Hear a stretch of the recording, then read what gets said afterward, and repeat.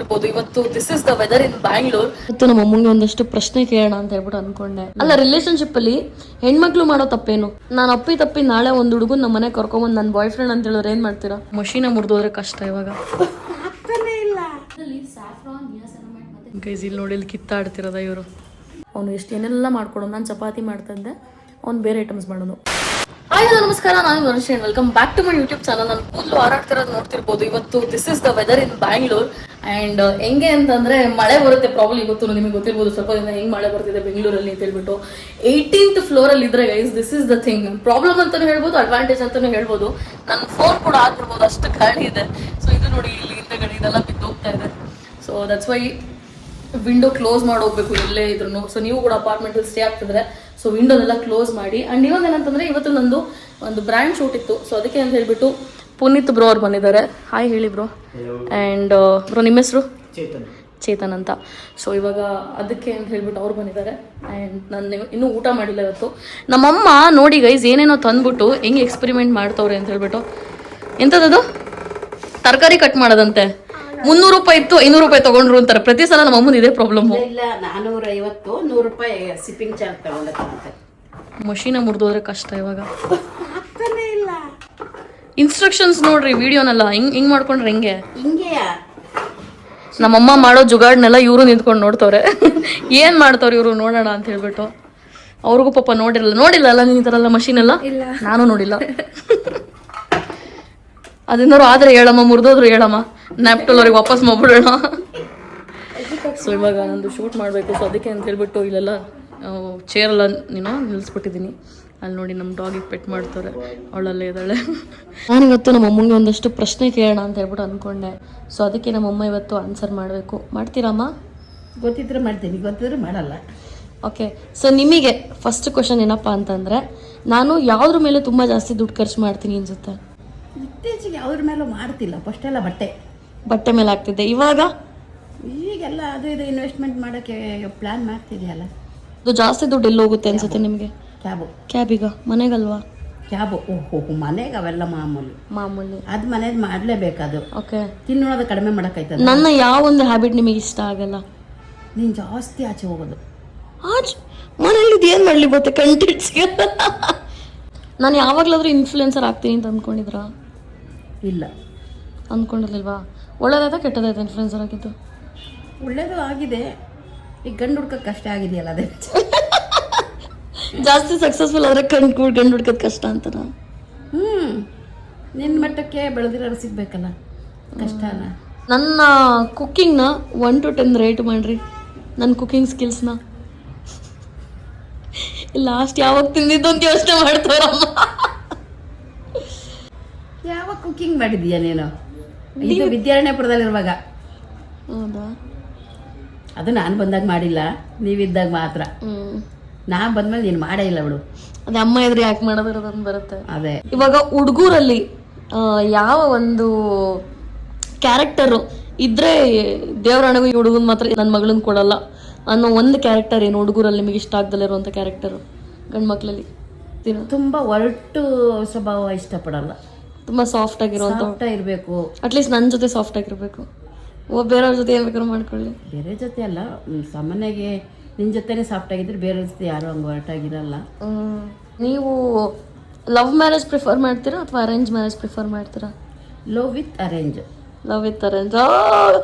ನೋಡಿ ನಮ್ಮಮ್ಮ full support ಮಾಡ್ತವ್ರೆ. ಆದ್ರೆ ನಂಗೆ ಹುಡುಗನೇ ಸಿಗಂಗಿಲ್ಲ. ನಮ್ಮಿದ್ರೇ ಆಗಿರ್ಬೇಕು, ಯಾರ್ಯಾರನ್ನ ಹಂಗಲ್ಲ. ನೋಡಿ ಮಾಡಿ ಕರೆಕ್ಟಾಗಿ ಮ್ಯಾಚ್ ಆಗೋರ್ನ ನೋಡಿ ಮಾಡ್ಕೋಬೇಕು, ಯಾರ್ಯಾರನ್ನ ಇದು ಮಾಡ್ಕೋಬಾರ್ದು. ಅಲ್ಲ, ರಿಲೇಶನ್ಶಿಪ್ ಅಲ್ಲಿ ಹೆಣ್ಮಕ್ಳು ಮಾಡೋ ತಪ್ಪೇನು? ಜಾಸ್ತಿ ನಂಬಿಕೆ ಇಡೋದು, ಅದು ತಪ್ಪು. ಜಾಸ್ತಿ ಹುಡುಗರು ನಂಬಾರ್ದು. ಏನೇ ಇದ್ರು ನ್ಯೂಟ್ರಲ್ ಆಗಿರ್ಬೇಕು ರಿಲೇಶನ್ ಮದ್ವೆ ಆಗೋ ತನಕ. ಹೌದು, ರಿಲೇಶನ್ಶಿಪ್ ಅಲ್ಲಿ ಜಾಸ್ತಿ ಯಾರನ್ನು ನಂಬಾರ್ದು. ಓಕೆ.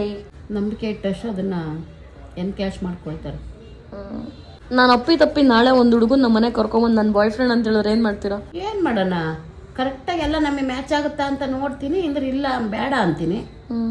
ನಾನು ಅವನೇ ಬೇಕು ಅಂದ್ರೆ ಮಾಡ್ಕೊ, ನಮ್ಗೇನು ನೀನೇ ಅನ್ಭವಿಸೋದು ಅಂತೀನಿ. ಇನ್ನೇ ಮಾಡೋದು. ಸೊ ಅಲ್ಲಿಗೆ ನಮ್ಮ ಅಮ್ಮನ ಜೊತೆ ಕ್ವೆಶನ್ ಅಂಡ್ ಆನ್ಸರ್ಸ್ ಮುಗೀತು. ನೆಕ್ಸ್ಟ್ ಟೈಮ್ ಇನ್ನೊಂದು ಸೆಷನ್ ಮಾಡೋಣ. ಇನ್ನೊಂದು ಸೆಷನ್ ಬೇಕು ಅಂತಂದ್ರೆ ಕಮೆಂಟ್ ಮಾಡಿ.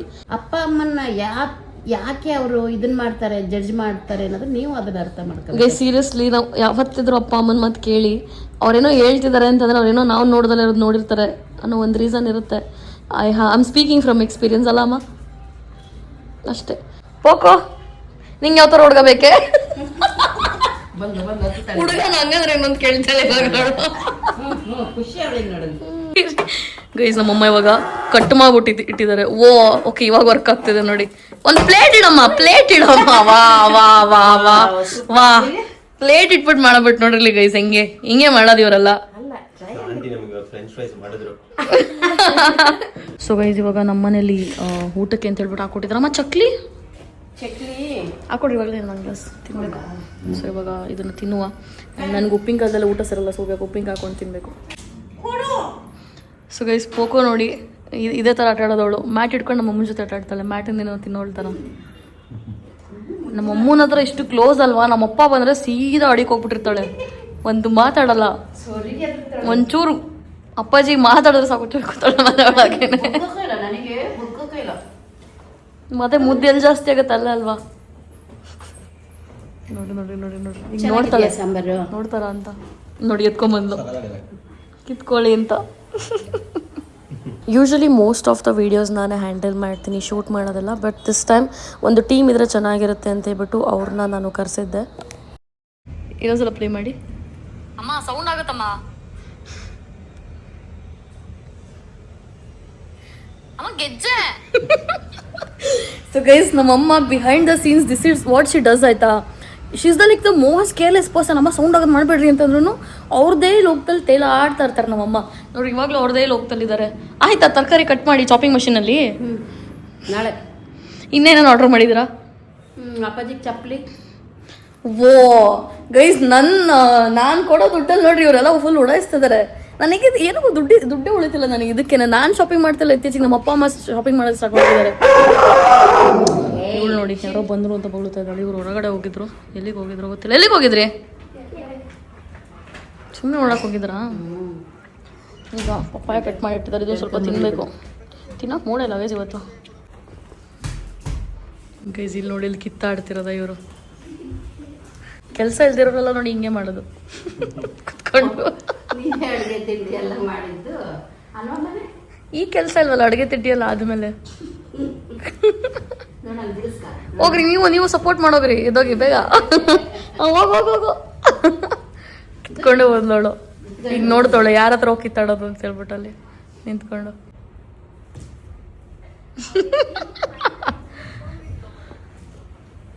ನೋಡಿ ನೀನು ಕಿತ್ಕೋಬೇಕು ಅಂತಾನೆ ಬರ್ತೈತದು. ಪೋಕಲು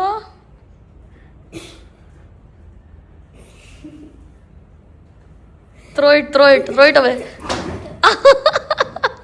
ಅನ್ಸುತ್ತೆ. ಪೋಕು ಬಾ ಇಲ್ಲಿ. ಈಗ ಬಿಸಾಕಿ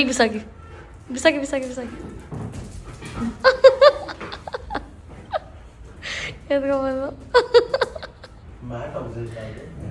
that is how she plays. ಪೋಕು ಎತ್ಕೊಂಬ. ಗೈಸ್ ಇಲ್ಲಿ ಕೃಷ್ಣನ ಮೂರ್ತಿ ಇದಲ್ಲ, ಸೊ ಈ ಕೃಷ್ಣ ನನಗೆ ಯಾರೋ ಗಿಫ್ಟಾಗಿ ಕೊಟ್ಟಿದ್ದು ಅಂದರೆ ಲೈಕ್ ಲಾಸ್ಟ್ 1 year.